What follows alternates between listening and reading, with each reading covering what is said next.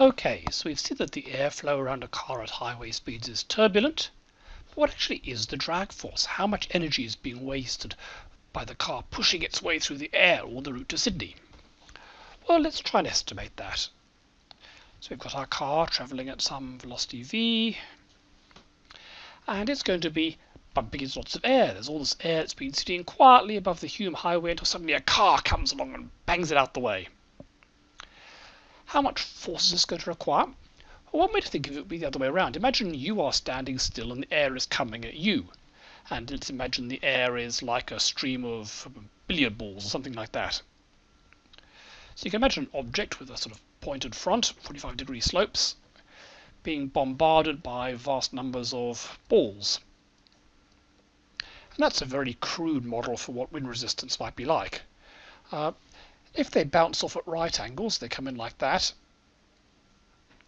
So they come in at velocity v, they might go out with velocity v there if it's elastic. But in this direction, that means their velocity has gone away. So that's one way to think about this. What's happening is you've got all this air that's hitting the front of the car, and it's going to bounce off the front of the car in some rather complicated, turbulent way.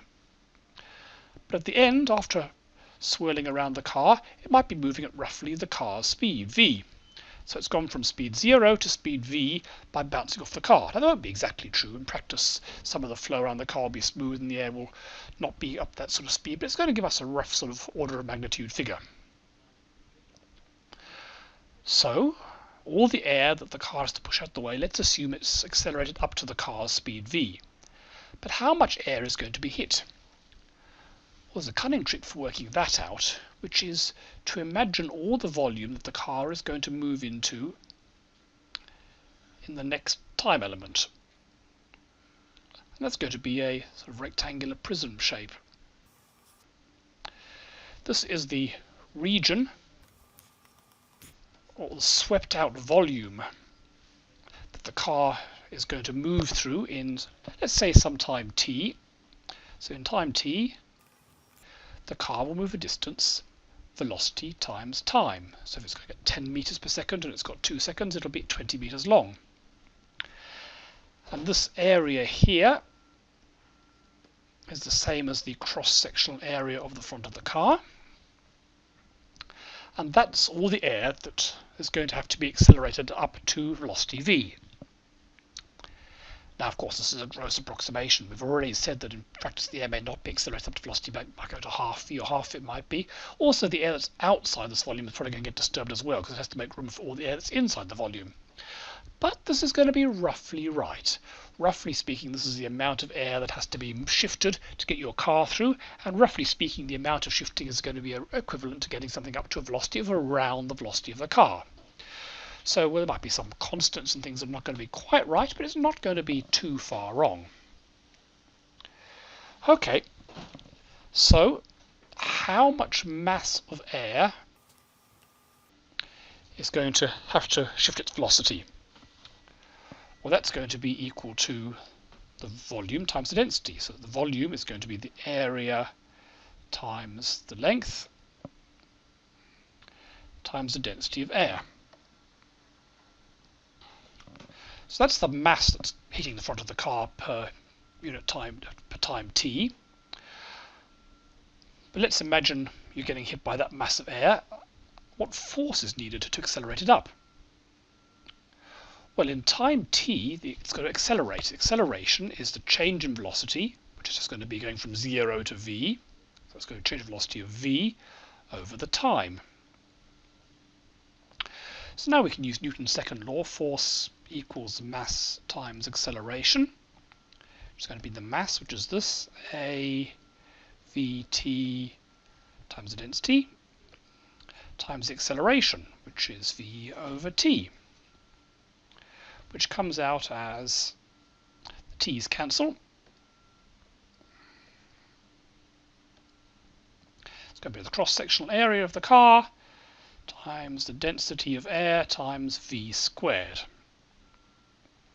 So that's our rough estimate, very rough estimate, of the sort of force needed to overcome wind resistance, assuming that only the air in this forward-looking cube needs to be accelerated up, and it's accelerated up to velocity v. Note this is for turbulent flow. If you're to have laminar flow, there's a different equation, which we'll cover later in the course. But in almost all practical situations, it's going to be turbulent. Now, fluid dynamicists usually come up with a drag equation more or less the same as with extra constant in. So what we do is the force from drag is equal to half CA rho v squared. That's the equation normally used. I don't know why there's a half there, it's just a constant.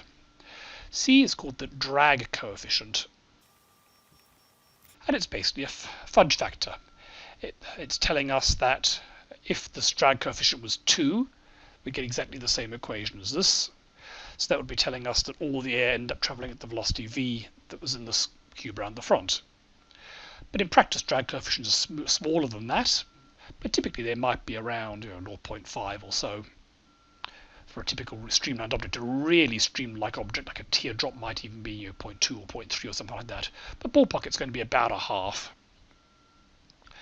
So this factor of a half here, which I don't know where that comes from, plus this extra drag coefficient of about a half, means that you get the same equation as there, but you bear about a factor of 4 down, which is to allow for the fact that the wind generally flows around rather than all being accelerated up to velocity v. Okay, so what is this drag force for a car driving to Sydney? Well, you could look up these drag coefficients for cars. This is what they test in wind tunnels. And for a modern streamlined car, C is about 0.3. A really good car like the ones used in the Solar Challenge might be down to about 0.1, incredibly streamlined. But a practical car is something like this, whereas a truck might be 0.4 or 0.5 or even worse if it's got a flat front. So the drag force for a car is going to be a half times 0.3. What's the cross-sectional area of a car? I mean, a Toyota Corolla is about 1.5 meters tall and about 1.5 meters wide. So it's about 1.5 squared, roughly speaking. This is the area times density of air, which is about 1, times the velocity, which is 30 squared. Call that 1.2 to be slightly more accurate if you like. It doesn't really matter.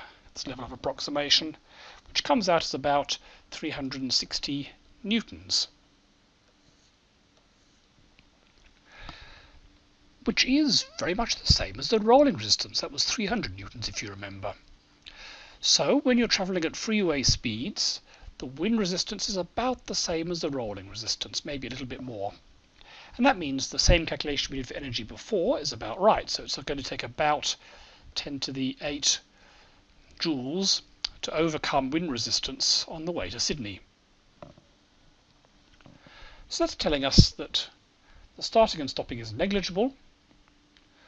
Wind resistance is about the same importance as rolling resistance.